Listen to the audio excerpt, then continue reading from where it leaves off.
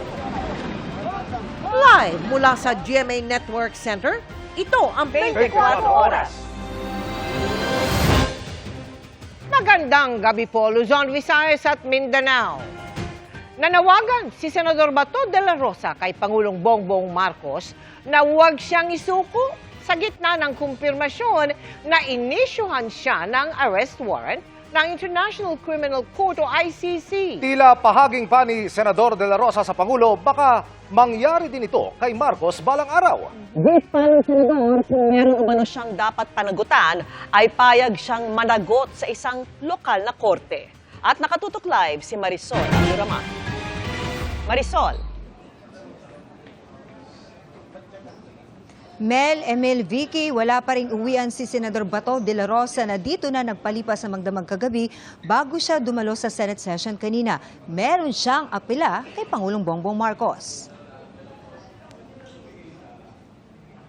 Matapos mabigong arestuhin ng NBI kahapon dahil sa arrest warrant ng International Criminal Court. Sir, how are you po? Okay ako. Nakatulog na kahit papaano. Sa Senado, nagpalipas sa magdamag si Senador Ronald Bato de la Rosa. Sa tanggapan daw ni Senador Jingo Estrada siya nanatili kagabi. Sa gitna ng proteksyong binigay sa kanya, wala raw siyang balak umalis ngayon sa Senado. Pero may apela si Bato kay Pangulong Bongbong Marcos. Huwag niya akong ipadala sa dahil. Yun lang naman. Kahit saan court dito sa Pilipinas, pareho tayong Pilipino, Mr. President. Pareho tayong Pilipino, kung pwede lang. Meron akong pananagutan. Panagutan ko dito sa ating local court. Huwag doon sa Banyaga. Pero tila may pahaging si De La Rosa kay Marcos. Isipin din daw ng Pangulo na baka mangyari sa kanya ito balang araw. Nag-iisip-isip rin siya na baka darating rin ang araw na ikaw rin, sir, ay malagay sa sitwasyon ko. Malagay sa sitwasyon ni Pangulong Duterte. So yun lang, apila ko sa iyo, sir. Please, may naiwan ka pang pagmamahal sa ating bansa. Yun lang po ang ang gawin ninyo. Protektahan nyo. Hindi lang ako, kundi bawat Pilipino na nasasadlak sa ganitong sitwasyon. Ang paglitaw ni De La Rosa sa Senado kahapon ang pagtatapos ng 6 na buwan niyang pagtatago matapos umugong noon na may warrant of arrest na laban sa kanya. Matapos siyang matakasan ang mga umahabol na NBI agents kahapon, nagpupuyo sa galit si De La Rosa na makapasok sa session hall ng Senado. This is the Senate! Wala silang respeto sa institusyon ng Senado. Bakit gano'n ang NBI? I am a senator of this republic. Kung hindi ko papasok, ginahanap niyo ako. Di ba? Ngayon papasok ako, tatanungin niyo ako, bakit ako pumapasok? This is the worst government. Sa isang punto, nilapatan pa ng lunas ang sugat sa daliri ni De La Rosa matapos siyang madapa sa pagtakbo papasok ng session hall. Emosyonal din siyang nilapitan ng kanyang staff at kinumusta ng ilang kaalyadong senador. Sa Facebook Live ni Senador Robin Padilla kagabi, magkakasama sila ni De La Rosa at Senators Amy Marcos, Joel Villanueva at Bongo. Dito, sinabi niya ang pakay daw ng tangkang pag-aresto sa kanya ay para mapigilan ang pagpapalit ng liderato ng Senado. Pinipigilan lang akong pumasok sa Senado dahil ayaw nila na maagaw namin ang liderato ng Senado. Pero hindi sila naging successful sa pagharang sa akin dahil nakapasok ako talaga. Naharang nila ako para hindi aabot ng 13 yung boto namin, wala kami majority, para tuloy pa rin yung state of affairs ng ating bansa. Isa si De La Rosa sa mga tinukoy na co-perpetrators sa kasong Crimes Against Humanity ni Pangulong Rodrigo Duterte dahil sa madugong drug war. Pero itinanggi ni De La Rosa ang mga ibinibintang sa kanyang pagpatay nung hepe siya ng pulis sa Davao at ng maging chief PNP. Kasi alam nila wala akong tinatay na tao at wala akong inutusan na patayin ninyo yan. The lowest point of my life. Ikaw ba naman? Nagtrabaho ka na gusto? I have said, yung aking servisyo talaga. Yung ideals ng PMA, courage, integrity, and loyalty, isinisabuhay ko yan. Lahat ginawa ko. Tapos, ngayon, ganito mangyari sa akin. Senator Bato, yung hindi si Solomon politics. Yeah. Kasi kung hindi ito politics, bakit hindi ako kasuhan dito sa local courts? Huh? They want us to banish from the Philippine soil. Ilang ulit sinabi ni Bato, hindi tayo sakop ng ICC at gumagana ang justice system sa bansa. Sabi niya at ng abogado niya na sa order ng Korte Suprema sila susunod. Sakaling may mailabas na local warrant of arrest, sasama na ba siya?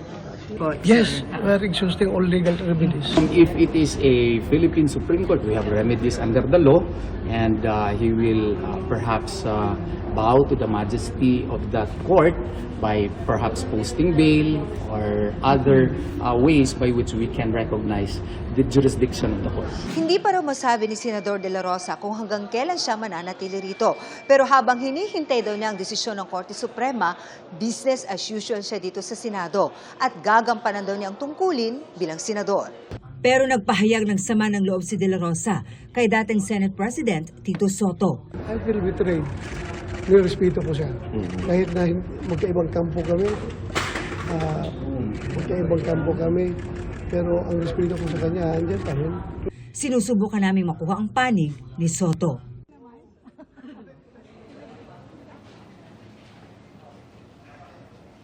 Dito pa rin sa Senado inaasahang mananatili ngayong gabi at sa mga susunod na araw si Senador Bato de la Rosa habang hinihintay ang desisyon ng Korte Suprema.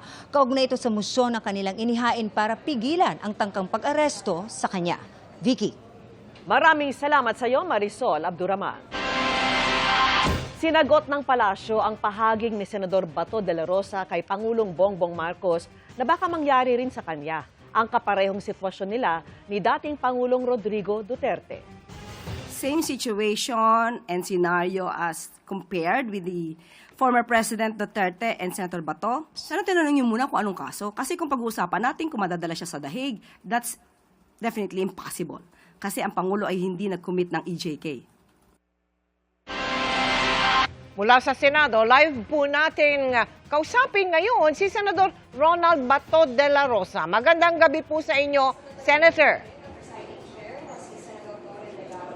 Magandang gabi po, Senator. Magandang gabi sa inyo, Mel, at sa ating mga tagapagsubaybay. Magandang gabi po. Senator, matagal kayong hindi pumasok 6 na buwan kayong nawala sa Senado, hindi po ba? Tama po ba yon? Opo. Opo. Senator, sabihin nyo naman sa amin, bakit nga ba? Bakit nga ba hindi kayo pumasok ng 6 na buwan? At bigla na lang kayong sumulpot kahapon diyan sa Senado? Sir. Well, unang-una, meron tayong natanggap na informasyon galing sa palasyo na andyan na daw yung warrant of arrest ko sa ICC. From ICC. Kaya, alam mo na, my liberty is under threat. So I have to do something with that situation.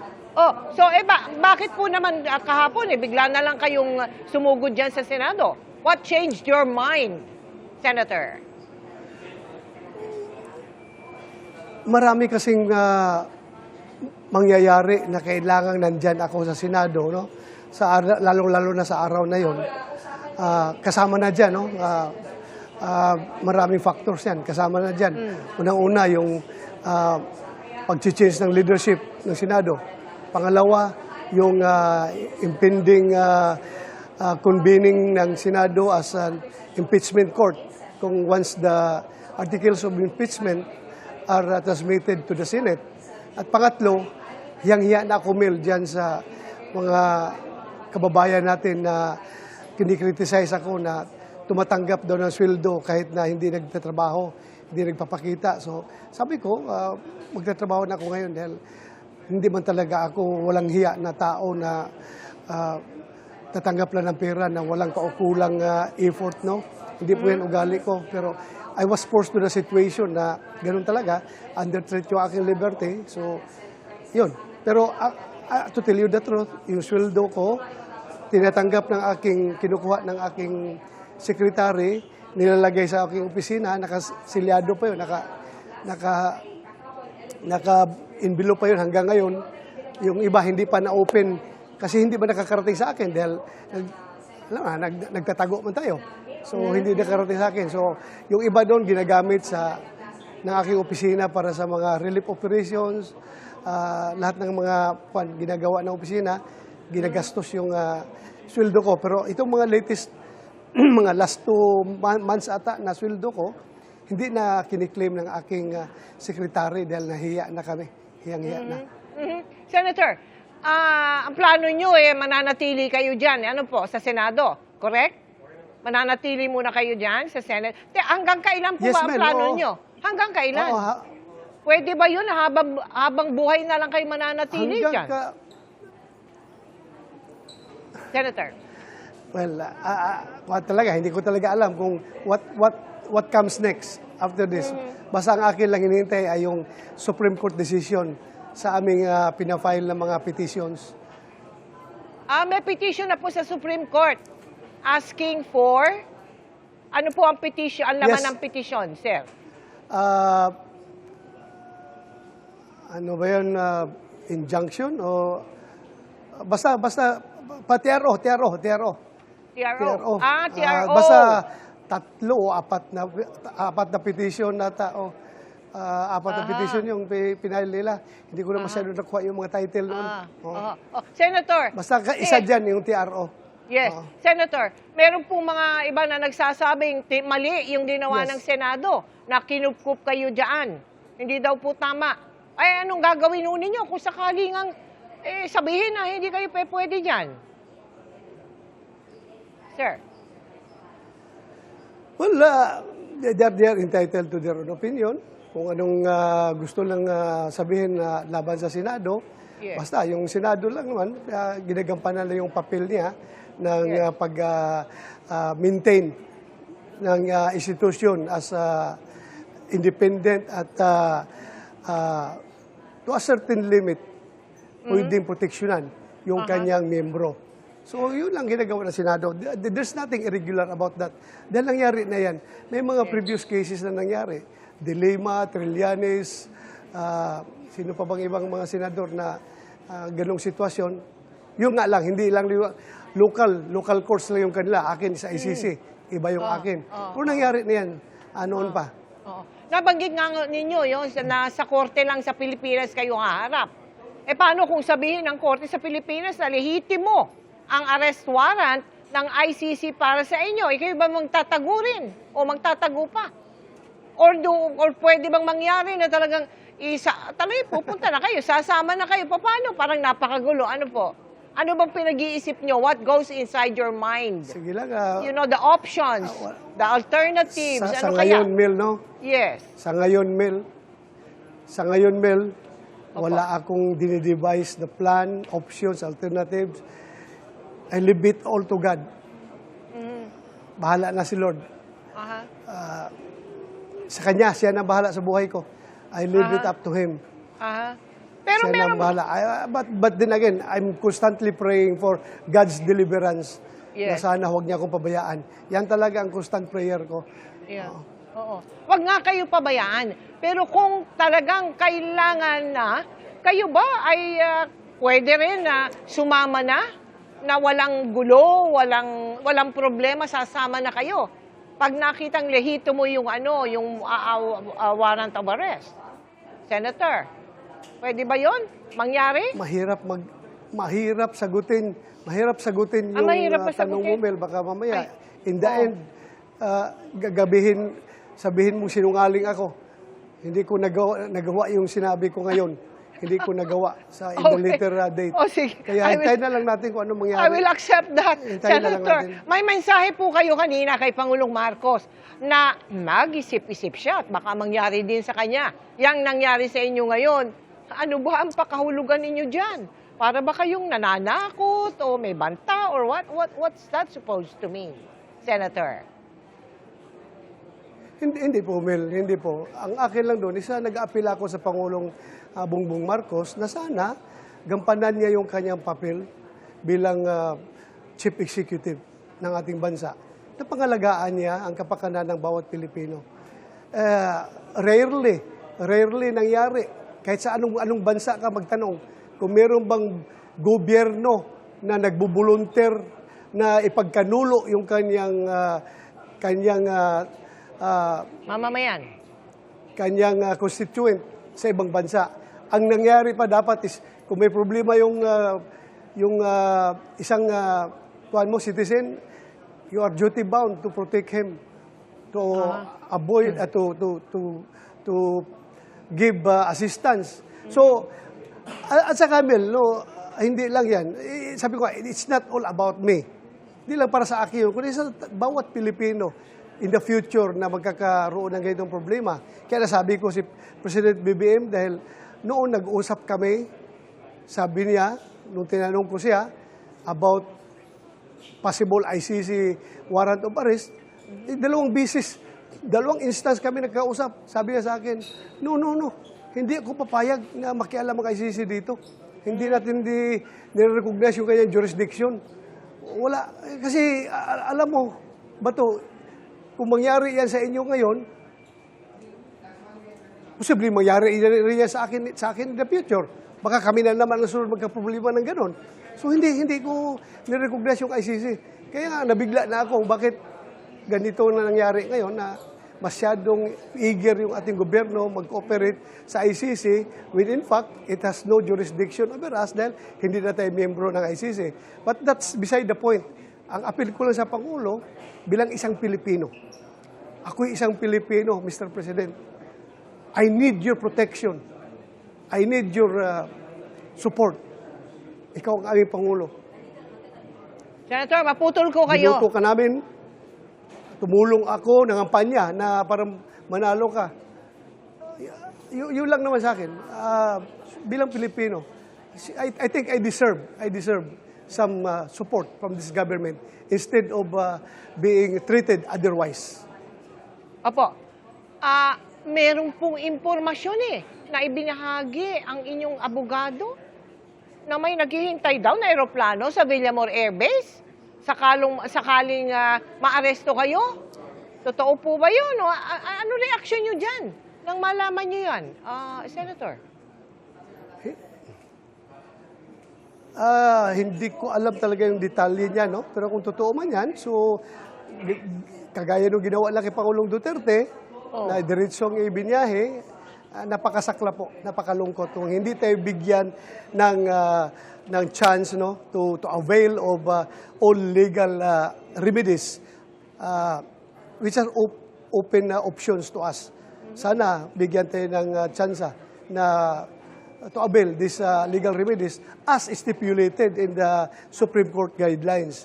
Nag-issue ng Supreme Court dito ng ganitong ruling na kailangan talaga hindi yung warrant of arrest from ICC or from other countries, kundi from the local court. At noon po, magpapasalamat na kami sa inyo, Senator Ronald Bato de la Rosa. Magandang gabi po, Senator. Magandang gabi sa inyo, Mel. Maraming salamat. Sunod na umanong magkakaroon ng arrest warrant mula sa International Criminal Court si Senador Bongo. Ayon kay dating Senador Antonio Trillanes IV. Nakatutok si June Veneracion. Kabilang sa nagpakalma kay Senador Bato de la Rosa matapos ang tangkang pag-aresto sa kanya ng NBI, si Senador Bongo. Pero posibleng maharap din umano si Go sa parehong problema. Ayon kay dating Senador Antonio Trillanes IV. Sa impormasyon kasing nakuha ni Trillanes, nakaumang na umano ang warrant of arrest ng International Criminal Court o ICC para kay Go bilang co-conspirator ni dating Pangulong Rodrigo Duterte sa kasong Crimes Against Humanity of Murder and Attempted Murder. Ang susunod po ay si Senator Bongo. Pero para lang maliwanag, ito ay baka medyo buwan pa ang binibilang natin. Hindi man tiyak kung kailan nakasisiguro si Trillanes na magkakawarrant din si Go. Sabi ni Trillanes, inireklamo si Go sa ICC dahil nung kasagsagan ng mga extrajudicial killings, si Go umano ang tagabigay ng reward sa bawat assassination bilang leader umano ng Special Operations Group ng National Death Squad ni Duterte. Ito yung pagbabayad or pagiging accountable. Kung namamayagpag sila, wala silang pakialam sa buhay ng Pilipino. Pero ito na, singilan na ito. Maliban kay De La Rosa at Go, posibleng ma-issuehan din daw ng ICC warrant si dating PNP Chief Oscar Albayalde, sabi ni Trillanes. Sinusubukan pa naming makuha ang pahayag ni Go at Albayalde. June Veneracion, Nakatutok, 24 Oras. Sa kustodiya ng NBI mananatili ang mga ahenteng humabol kay Senator Bato de la Rosa na ipinasight in contempt ng Senado. Ang detalye ng habulan kahapon sa pagtutok live ni Ian Cruz. Ian!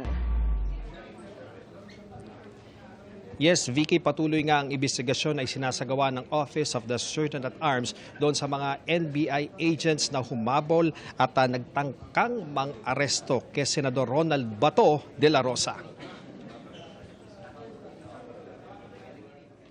Pasado alas 3 ng hapon kahapon, sa kasagsagan ng pagtunog ng quorum bell, dumating sa ground floor parking ng Senado ang sasakyan lulan si Senador Ronald Bato de la Rosa. Dumiretso siya sa hallway patungong hagdanan ng session hall ayon sa Office of the Sergeant at Arms o OSAA. Initially kasi si General Bato naman naglalakad lang siya but when they noticed na may humahabol sa kanila, then doon sila nagsimulang tumakbo. Pagsapit niya ito sa area na ito, dito na nga niya napuna na may mga humahabol sa kanya. Kaya naman dito na bumilis ang paglalakad ni Senador de la Rosa dahil nga may mga humahabol na sa kanya. Kaya dito sa hagdan ay talagang nagmamadali siya. At sa kamamadali nga niya, pagtapat dito sa area na to, dito nadapa ang senador, muli siyang pumanik at saka pumasok dito sa pintuan na ito at sa likod na po nito yung plenaryo ng Senado. Nakaalpas si De La Rosa sa mga humahabol na ahente ng National Bureau of Investigation o NBI na magsisilbi sana ng arrest warrant mula sa International Criminal Court o ICC. Nakarating sa session hall si De La Rosa at galit na galit. Pasok ko dito sa baba. May nakaabang na ng mga NBI, mga kasibilyan. Inarang ako at ayaw ako pakyatin. So nakipag-wrestling ko sa kanila kasi pipigilan ako eh. Hindi nagtatawagan na dito. Isinailalim sa protective custody ng Senado si Bato, alinsunod sa mosyon ni Senador Rodante Marcoleta. Kinatigan din ng mga senador ang mosyon ni Senador Joel Villanueva na isight in contempt ang mga ahente ng NBI na humabol kay De La Rosa. Para makilala sila, ay agad iniutos ni bagong Senate President Alan Peter Cayetano na i-lockdown ng Senado. Sa ulat naman kay Cayetano, nang nag-resign na Sergeant at Arms, lumabas sa pasado alas 7 ng umaga nang makipag-coordinate sa kanya si NBI NCR Chief Atty. Donggalo, kaugnay sa isang arrest warrant. As per agreement, the supposedly arrest should be effected when the warrant of arrest is presented as per guidance of former Senate President Vicente C. Soto. Ayon pa sa ulat, ipinakita umano ang warrant kay nooy Senate President Tito Soto. Pero sabi ni Soto, hindi naman niya alam na magpapakita si De La Rosa sa Senado. Little did I know that, Senator De La Rosa, after 7 months of not being here, will suddenly come. If I had known that he was coming, if you informed me that he was coming, I would have had a different perspective. When I said, coordinate with this OSAA, they know the rules. Yung pa ang binanggit ko. It was the NBI director who said, pinayagan kami ni Senator Soto. Kung pinayagan man kayo, they're my witnesses, I'm just Senate President. So ang sinabi ko sa kanila, assuming pinayagan kayo ni Senator Soto, hindi naman siguro siya pumayag makipaghabulan kayo, di ba? So, ang instructions nyo is hanggang lang makapasok, hanggang dun lang sa pinto bago mag-session hall, hahabulin nyo? And then, medyo hindi niya na sinagot yun. Habang naka-lockdown ng Senado, ay nagkaroon ng komosyon sa harap ng lobby ng Senado. Sugatan ng isang miyembro ng OSAA nang harangin umano ang mga taga-NBI na lumabas ng gusali bandang 7:30 kagabi. Still confined in Makati Med. We are still getting the medical bulletin, but as of last night, I think he's already in stable condition. Bandang alas 10 kagabi ay napagkasunduan ni Cayetano at NBI Director Melvin Matibag na kikilalanin ng NBI ang pagsasailalim sa protective custody kay De La Rosa kahit may ICC arrest warrant. Habang sa kustodiya naman ng NBI mananatili ang mga ahenteng humabol kay De La Rosa kahit cited in contempt ng Senado. The Senate President agreed that he will be under, all those NBI who is in contempt will be under custody and we will have a change of her own party. Pinayagang umalis ng Senado ang 9 na tauhan ng NBI. Anytime the Senate will request their presence, the NBI will present them. Sa ngayon, patuloy na sinisiyasat ng OSAA kung sino sa mga ahente ang may pananagutan. Ayon sa bago nilang pinuno na nagsilbi ring Sergeant at Arms sa ilalim ni dating Senate President Cheese Escudero. Ang agreement kasi namin with the NBI, there will be a joint investigation. Pag-aaralan na rin ng kampo ni De La Rosa ang ikakasang legal na hakbang laban sa mga nagtangkang umaresto sa kanya. We are discussing about it, but as to whether or not we will continue in doing that, under consideration pa po yan. Until further notice ang elevated alert status ngayon sa Senado.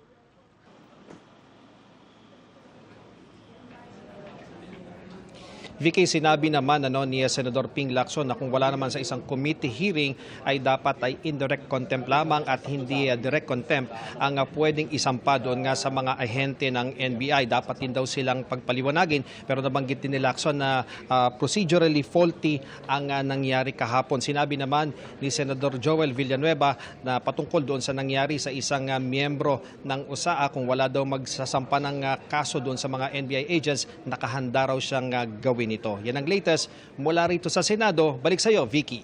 Maraming salamat sa iyo, Ian Cruz. At dahil sa palitan ng liderato sa Senado, hindi pa naipapadala sa kanila ng Kamara ang Articles of Impeachment laban kay Vice President Sara Duterte. Nakatutok si Tina Panganiban Perez.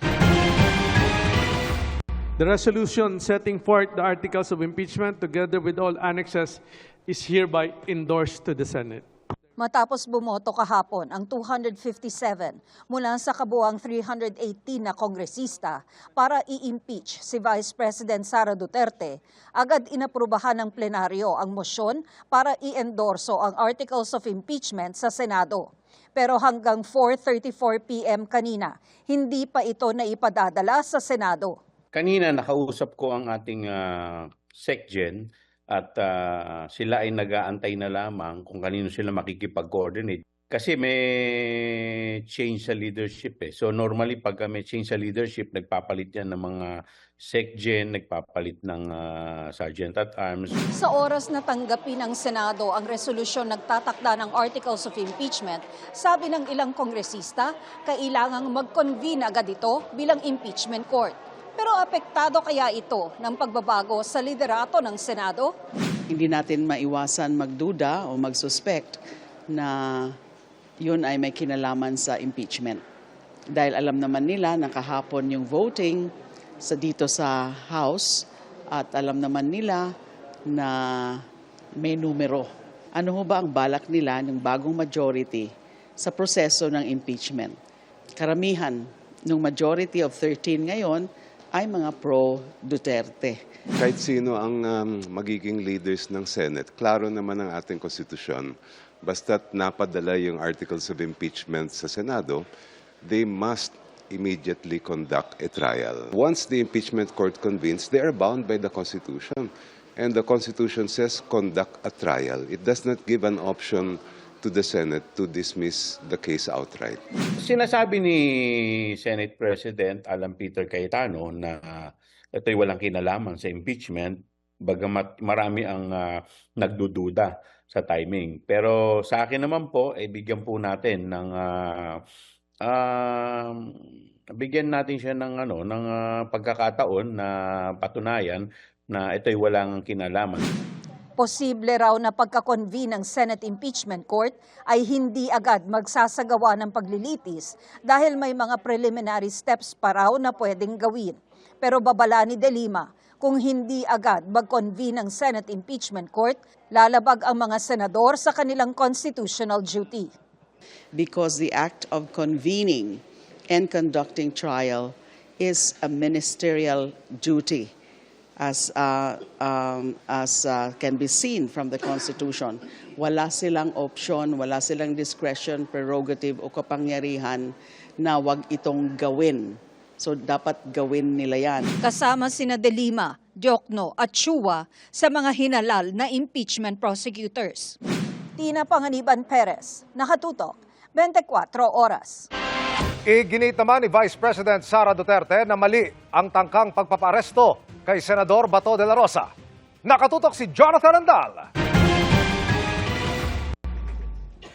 Hindi nagustuhan ni Vice President Sara Duterte ang tangkang pag-aresto kahapon sa kilalang kaaliado niya sa Senado na si Senador Bato de la Rosa. Mali yan. Tulad ng ginawa nila kay dating Pangulong Rodrigo Duterte, mali din yun. Dahil ang isang warrant of arrest galing sa labas ng Pilipinas, hindi issued by a Philippine court, should be presented in a Philippine court. Hindi naman natalakay ang pagkaka-impeach sa kanya ng Kamara sa ikalawang pagkakataon. Sa ngayon, pinaplansya ng kanyang mga abogado ang depensa niya sa impeachment trial. Kumpiyansa ang depensa na kaya nilang banggain ang mga ebidensya ng Kamara para patunayang walang ginawang impeachable offense ang bise. Yung mga ebidensya na yun, unang-una, hindi yun in-attach sa mga impeachment complaints. Yung mga ebidensya na yan ay nakuha lang through the compulsory processes ng House Committee on Justice. May mga ebidensya rin umano ang depensa pero tumangging sabihin kung may ilalabas silang testigo. Hindi ko muna sasabihin siguro sa ngayon kasi we want to keep things close to our chest, especially since legal strategy yung pinag-uusapan. At halos isang taon mula nang sabihin ng bise na gusto niya ng bloodbath sa trial. Really, I truly want a trial because I want a bloodbath talaga. Muling nilinaw ng kanyang kampo. Ang ibig sabihin niya sa bloodbath is yung dugo niya mismo, yung tataga, kasi siya yung magiging center nitong impeachment. But siguro ayoko nang gamitin yung word na bloodbath dahil hindi naman sa amin yan. But it's more of ready lang talaga tayo. 16 mula sa iba't ibang law firm ang bubuo sa defense team ng ikalawang Pangulo. Karamihan galing sa Fortune Narvaza Salazar Law Firm. 16 na senador ang kailangang bumotong guilty para makonvict si Duterte. Acquitted siya kung siyam ang bumotong not guilty o kahit nga mag-abstain lang o hindi bumoto. 13 naman ang bagong mayorya. Pero sabi ni bagong Senate President Alan Peter Cayetano, walang kinalaman sa impeachment ang pagpapalit ng liderato. Hindi rin nagpapakampanya ang defense team ni VP Duterte. Sabay sabing mananalo sila hindi dahil sa komposisyon ng impeachment court. Numbers can easily change. Kung sino man ang liderato, we expect impartiality, we expect fairness. So let's not cast any doubts on their impartiality or paint a picture of bias. I'm sure the senators will decide based on the evidence. Jonathan Andal, Nakatutok, 24 Oras. Pwede umanong arestuhin si Senador Bato de la Rosa kahit pa nasa sesyon ang Senado. Ayon po yan sa ilang eksperto. Anila, mga mambabatas lang na may kasong hindi lalampas sa 6 na taong parusa ang may immunity. At nakatutok si Joseph Moro.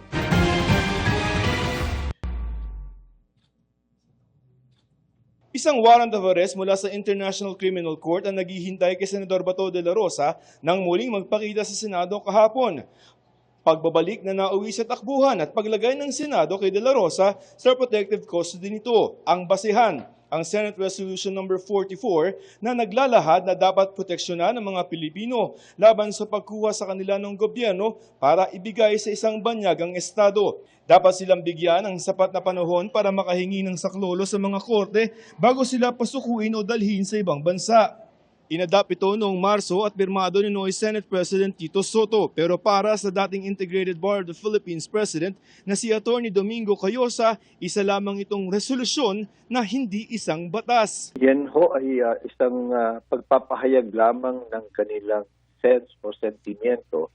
Pero ang resolusyon na yan, hindi ho yan pwede palitan ang konstitusyon, ang existing laws ng ating bansa, kasama na yung ating mga treaty obligations. Sa ilalim ng konstitusyon, may immunity o hindi pwedeng arestuhin ang isang mambabatas habang nasa sesyon ng Kongreso. Pero yan ay para lamang sa mga kasong may parusang hindi lalampas ng 6 na taon. Paliwanag ng mga eksperto sa international law, bahagi ito ng paghihiwalay o separation of powers sa pagitan ng tatlong sangay ng gobyerno, lehislatura, ehekutibo at hudikatura.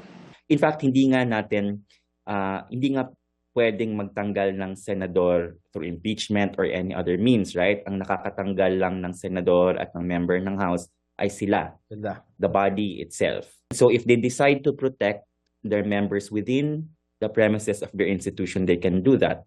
Pero sa kaso ni De La Rosa, lagpas sa 6 na taon ang parusa sa kaso niya. Habang buhay na pagkabilanggo ang posibleng parusa sa kasong Crimes Against Humanity na kinakaharap niya sa ICC. Kaya pwede siyang arestuhin. If the question is it possible? Yes, it's possible. By force? Yes, it's possible. If you are a member of Congress, you are not immune from committing heinous crimes, grave offenses. The language of the Constitution is clear. It's only limited to cases not punishable by not more than 6 years.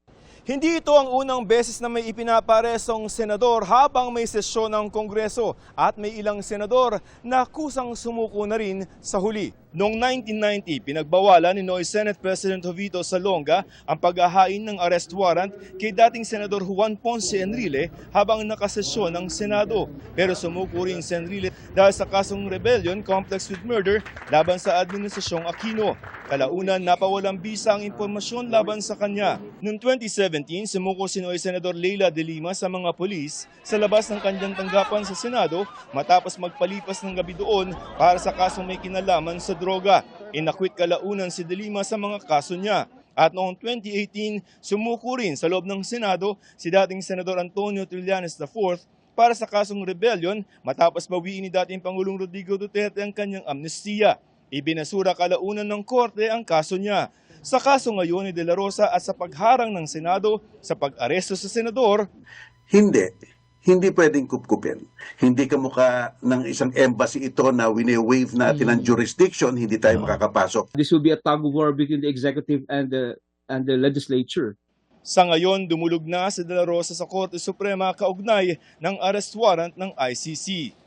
Joseph Morong, Nakatutok 24 Oras.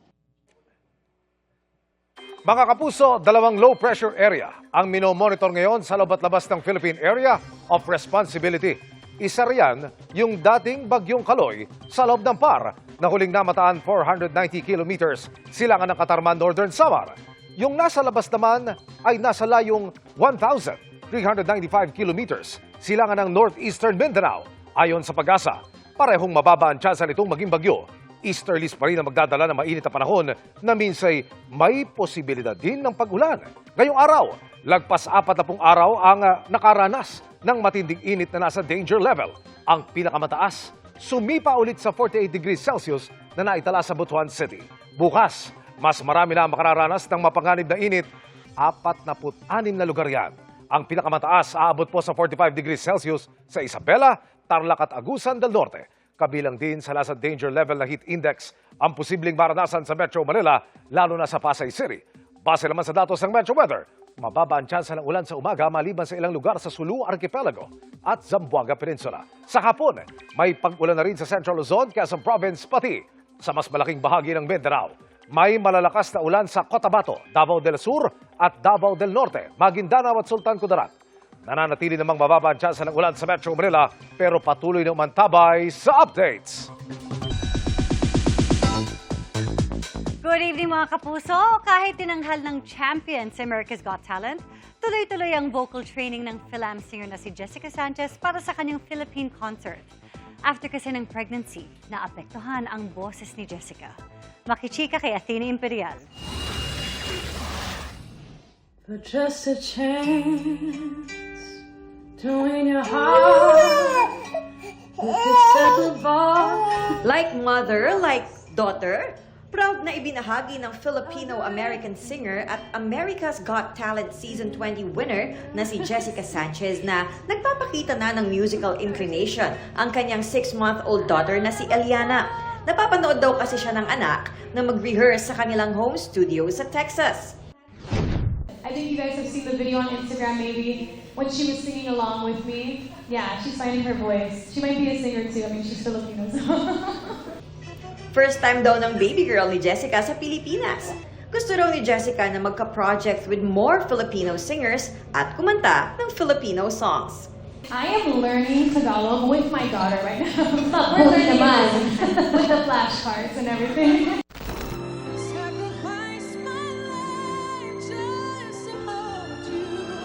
Sa All Out Sundays Live na nagpamalas ng kanyang singing prowess ang global singing icon at hindi napigilang maging proud ng kanyang Filipino fans.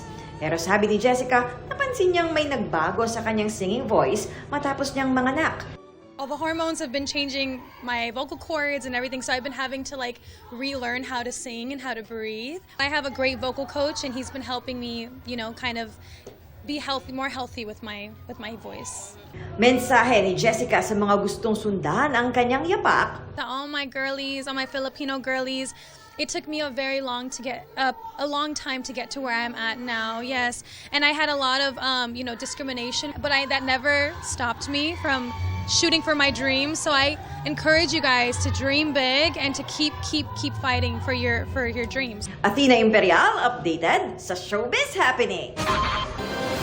Mga kapuso, bago ang habulan sa Senado, itinulak umano ni Senador Bato de la Rosa ang dalawang babaeng agent ng National Bureau of Investigation na magsisilbi sana ng arrest warrant. Hindi rin umano kasalanan ng mga ahente na nasugatan ng senador. Yan ang aking tinutukan. Kahapon daw ng umaga, natanggap ng NBI ang kopya ng warrant of arrest na inilabas ng International Criminal Court para dakpin si Senator Bato de la Rosa. At sa tulong ng natanggap nilang intelligence information, nalulutang si de la Rosa sa session ng Senado kahapon. Nakipag-coordinate raw ang NBI sa Office of the Sergeant at Arms na nooy nasa ilalim pa ng pinatalsik na Senate President na si Tito Soto. At agad silang nag-deploy ng humigit kumulang 40 tauhan sa loob at labas ng Senate Building sa Kapinlansya. Paano darakpin si de la Rosa? Anytime, pwede naman po nating iserve yung warrant. May mga several point of entries as coordinated with the Senate Security. Galing GSIS, sa baba, tatlod, sa detention, yung general entrance, tapos yung entrance ng senator. Sumakay siya sa sasakyan ng isang senator. Tapos yung senator, nauna siyang bumaba. Dalawang female agent ng NBI ang sasalubong kay de la Rosa at sila na rin ang inatasang magsilbi ng warrant of arrest. Pero nauwi na raw sa ganito ang pangyayari. Nung nalaman niya na isi-serve sa kanya, sinasabi na NBI, ganyan, tinakil na niya. Tinulak niya na yung dalawang agent. Kaya siya nakatakbo. Ayon kay Director Matibag, hindi totoo ang sinasabi ni de la Rosa na kagagawa ng NBI kaya nasugatan ng senador. When I check the CCTV, ang mga nakasunod sa kanya, mga staff niya, may dalang maleta, nakita nyo. 3 staff niya nakasunod, malayo pa yung agent, mga 3 meters away.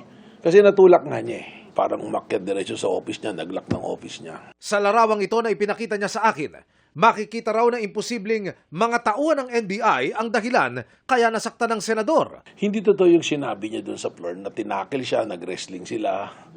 Walang ganun. At kaya siya nasugatan, nadapa siya Kitang-kita, nadapa doon sa staircase Natukod niya yung kamay niya. Literally, evading arrest.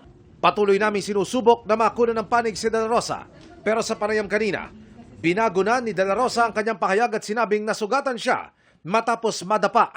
Para kay Matibag, kung hindi raw nagkaroon ng kudeta sa Senado at napalitan ng liderato nito, maisisilbi nila ng maayos ang warrant of arrest. Idinepensa rin ni Matibag ang ginawang pag-aresto ng kanyang mga tauhan sa isang tauhan ng Senate Sergeant at Arms kagabi na lumikha rin ng tensyon. Sabi niya, kailangan na nila itong gawin dahil ikinukulong na sa loob ng building ang mga tauhan ng NBI. Ang instruction ngayon, huwag na silang palabasin. I-hold sila dahil gusto kay contempt. Sabi ko doon sa mali yan. If they will be hold there, that will in effect parang there's an illegal detention. So, huwag kayong pumayag. Nakawala, tumatakbo, nadapa. Ikinasa mula kaninang umaga ang serya ng mga interagency meeting ng NBI, DOJ at PCTC para pag-usapan ang kasalukuyang sitwasyon at sa mga susunod na mangyayari. Decision ng NBI to temporarily withdraw, malis muna. Diba? But it doesn't mean that we are abandoning our mandate to arrest Senator Bato. If we will effect an arrest based on sa sinasabing question, we will be coordinating with the Senate leadership. We have a valid warrant. Emil Sumangil, nakatutok, 24 oras. Hanggang sa labas ng Senado, mataas ang tensyon. Dahil naman sa pagtitipon ng mga taga-suporta at kritiko ni Senador Bato de la Rosa. Nakatutok doon live si Chino Gaston. Chino? Mel, bahagyang nagkaroon ng tensyon sa labas ng Senate compound sa pagitan ng mga grupong sumusuporta sa impeachment at doon naman sa mga grupong tutol dito.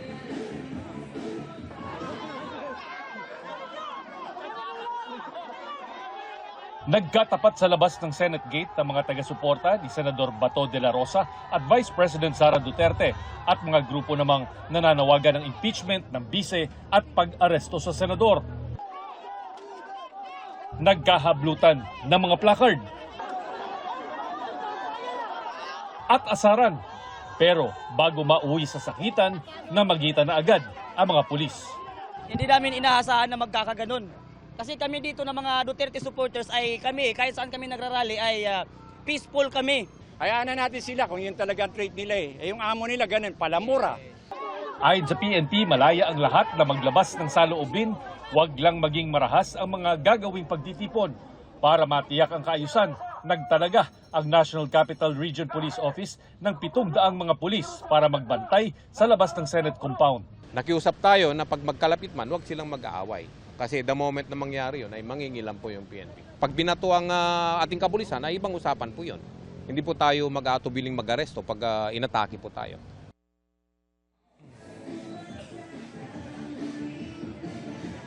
Mel, hanggang sa mga sandaling ito ay patuloy na nagbabantay ang dalawang grupo dito sa labas ng Senate Gate. At syempre narito rin ang mga tauhan ng Philippine National Police para mamagitan sa dalawang grupo. Mel. Maraming salamat sa iyo, Chino Gaston.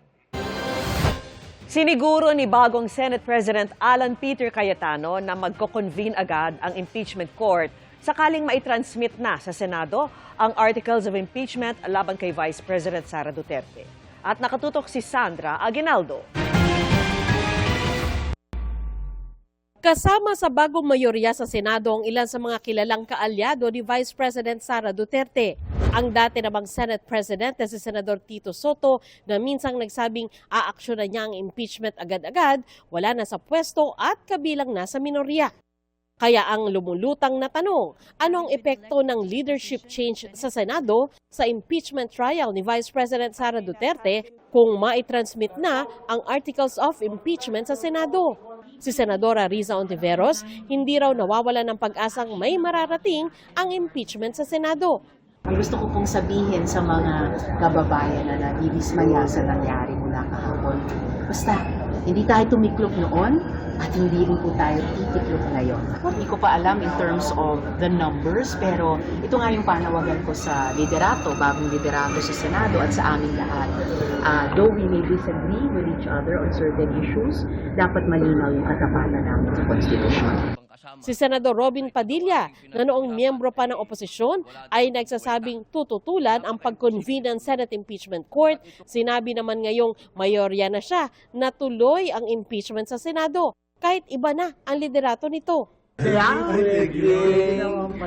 Mamatay yun dahil ang konstitusyon malinaw. Ang sabi ng konstitusyon, pag dinala sa amin yun, kailangan kaming mag-convene. Pero bilang legislators, hanggat wala, at tulad mamaya, wala pa naman dito, pwede kami magsalita. Bilang bilang PDP laban, bilang alay ng Vice President, pwede ako magsalita as legislator. Pinawi naman ni Senate President Alan Peter Cayetano ang pangamba ng iba. Aaksyonan daw ng Senado ang articles of impeachment kung maitatransmit ito dahil tungkulin nila ito sa ilalim ng saligang batas. Pagka natanggap niyo impeachment, magko-convene kayo immediately? Fourth week. To the next day, sir? The next day. So, I consulted also Senator Soto. Sabi niya, process, ibigay muna sa committee on rules. So, we will do what has to be done and there won't be delays. Hindi pa nakarating sa Senado ang articles of impeachment. Ang biglaang pagpapalit ng liderato ng Senado kahapon nangyari matapos makakuha ang kampo ni Cayetano ng boto ng 13 senador.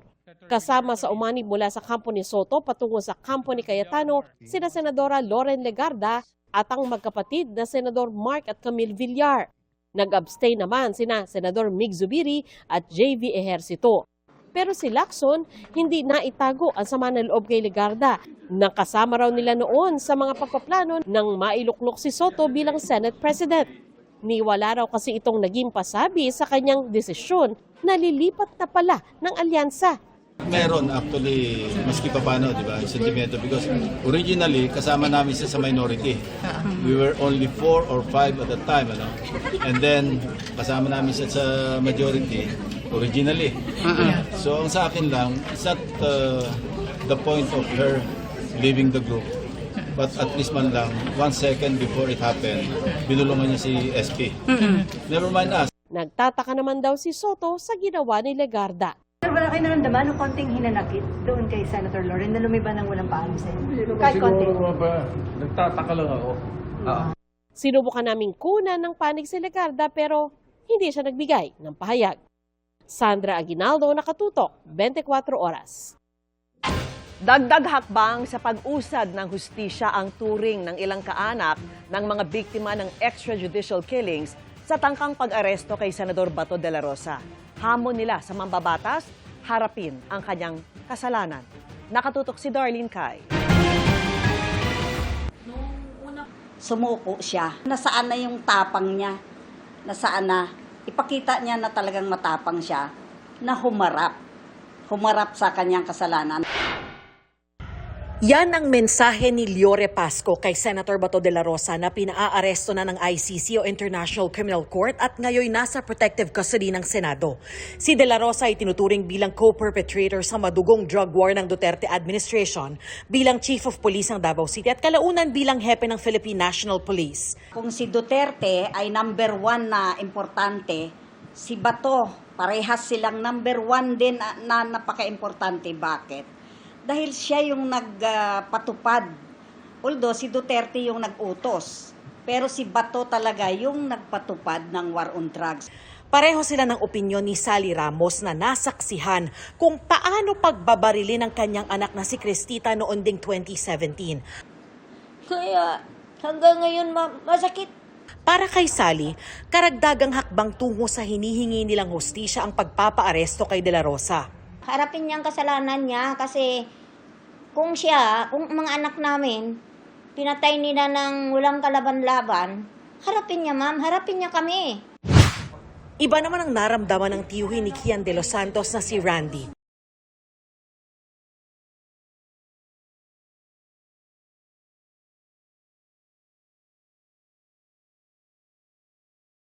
Eksena na may habulan kasi nang nakakita ko nung pinapalabas na sa Senate yung habulan. Sabi ko, ba't may habulan? Track and field yata. Hindi ko alam kung anong sports. May sports fest na ba sa Senate? Pero masaya raw siya at iba pang kaanak ng mga biktima ng extrajudicial killing sa panibagong usad ng kaso sa ICC. Kaya hamon niya kay De La Rosa. Harapin niya yung kanyang, yung mga akusasyon. Parehong itinatanggi ni na Duterte at De La Rosa ang mga paratang laban sa kanila kaugnay ng extrajudicial killings. Darlene Kai, Nakatutok, 24 Oras. May naging kliyenteng napawalang sala sa Crimes Against Humanity. Ang bagong abogado ni Pangulong Rodrigo Duterte sa International Criminal Court o ICC. Siya si Attorney Peter Haynes na pinili mismo ng partner ng dating Pangulo na si Hanalet Abansenya at anak nitong si Kitty Duterte. Ang mag-ina ang naghahawak na ngayon ng legal matter sa kaso ni Duterte.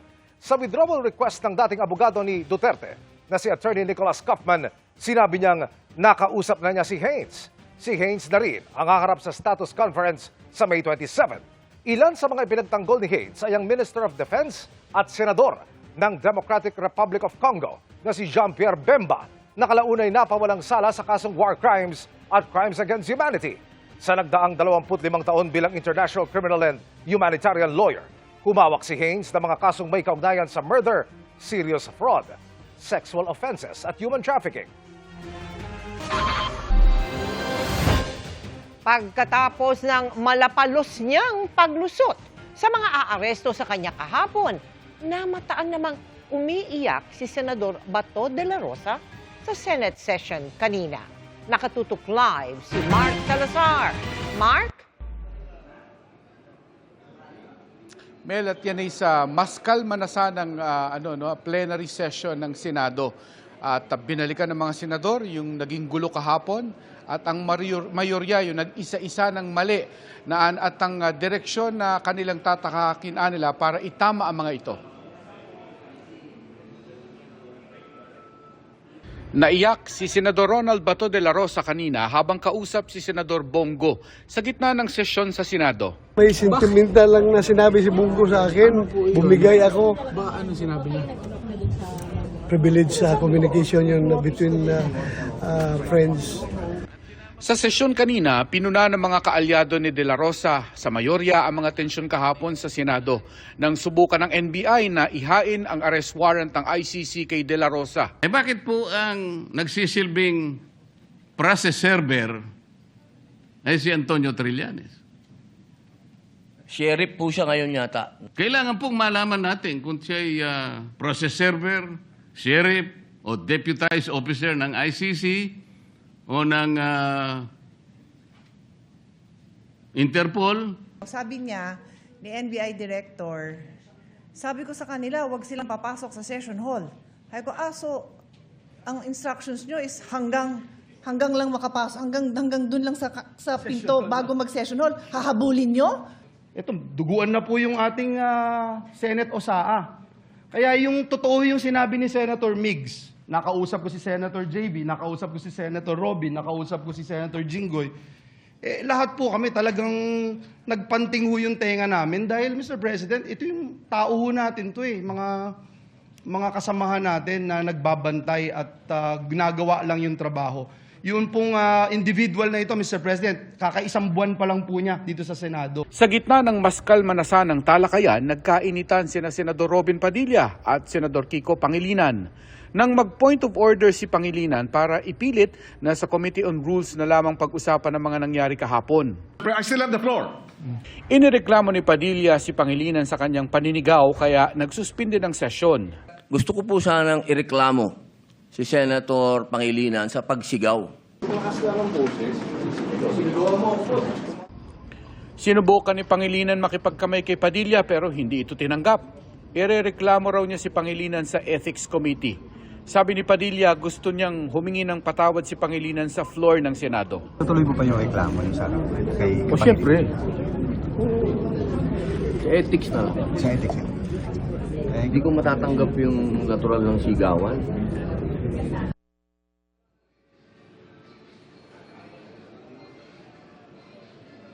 Kinukuha pa natin yung panig ulit ni Senador Kiko Pangilinan tungkol dito. Pero yung gulo na yan sa pagitan ni Pangilinan at ni Senator Robin Padilla ang naging hudyat na para i-adjourn na lang ang session today at ituloy na lang bukas. Pero bago mag-alas sa Ismail, ang minority ay nagsumite ng resolution at ang title niya ay Expressing the Sense of the Senate Urging Senator Ronald Bato de la Rosa to voluntarily surrender to the proper authorities and seek judicial remedies in accordance with the Constitution and applicable laws and rules. Again, ito ay resolution lamang ng minority. Kailangan subalang ito sa mayorya para maging sense ng entire Senate. Bagay na malamang ay pag-uusapan sa mga darating na session ng Senado. Mel. Maraming salamat sa iyo, Mark Salazar. Intense and full of surprises ang World TV premiere ng The Master Cutter na inabangan ng maraming kapuso, pati ng buong cast and crew ng series. Buhos ang magandang feedback, kaya puno ng pasasalamat si lead star Ding Dong Dantes. Makichika kay Aubrey Carampel. Maaksyon agad ang mga eksena sa pilot episode ng The Master Cutter na pinagbibidahan ng nagbabalik GMA Prime na si Ding Dong Dantes.